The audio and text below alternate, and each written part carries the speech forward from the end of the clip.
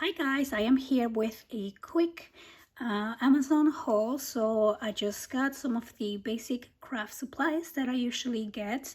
I think I get a haul like this maybe once every 2 months, and so I just wanted to share with you what I got, since I always get questions about how which magnets are used, where do I get them, and all that stuff. So I'm gonna link all of these products that you see on the description box below. But as you already know, I love using the art glitter glue. This is my glue of choice. So once in a while I will get the whole kit, so I can get a new of these little bottles and a new point or metal tip. And so then after that I just keep buying the refill bottle and I continue adding it here. And I always like to have at least 2 on my stash.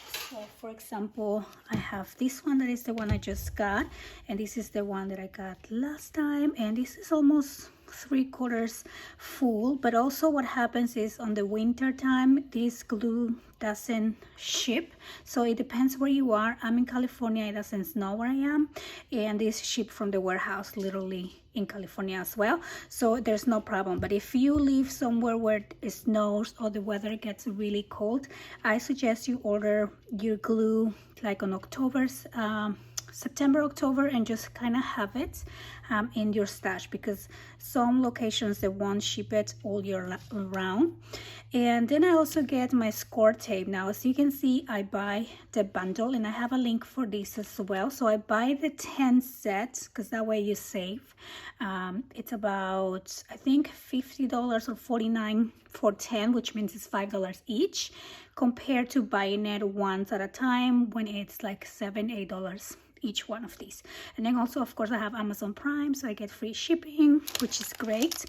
And then I'm gonna just quickly show you the magnets that I get and what I use them for.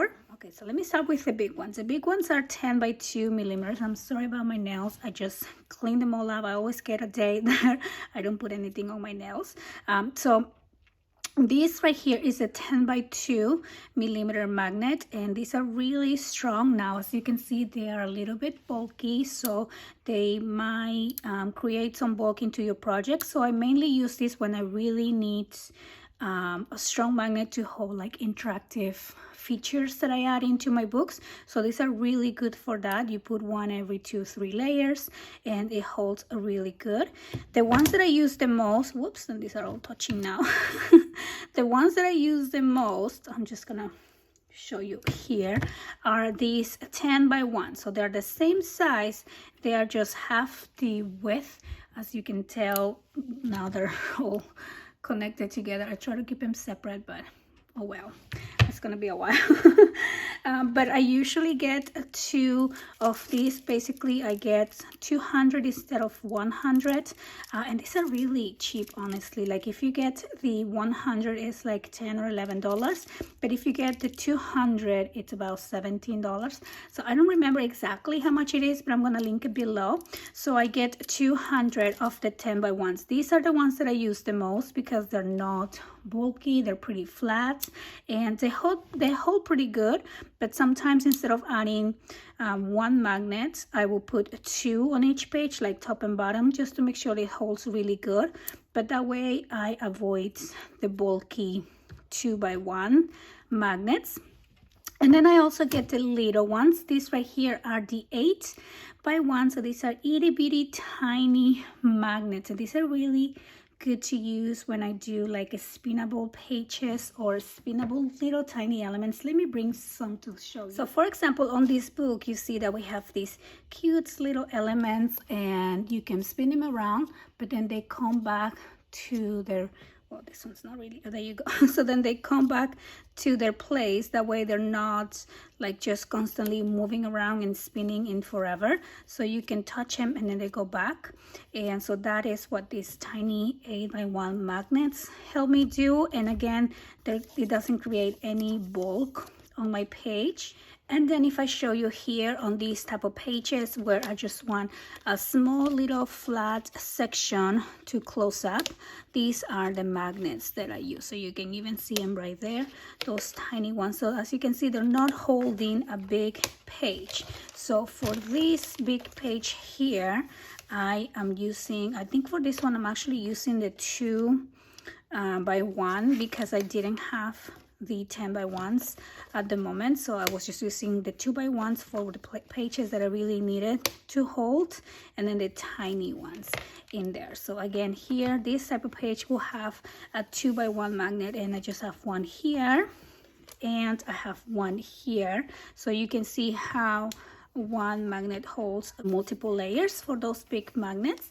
And then for these ones I didn't put anything, but again, so small little pieces like that or spinnable little items, I will use these tiny 8 by 1.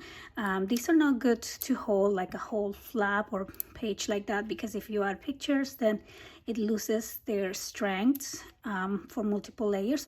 But anyway, so that is my quick Amazon haul and how I use my magnets. I know you always ask me which type of magnets I get and where do I get them.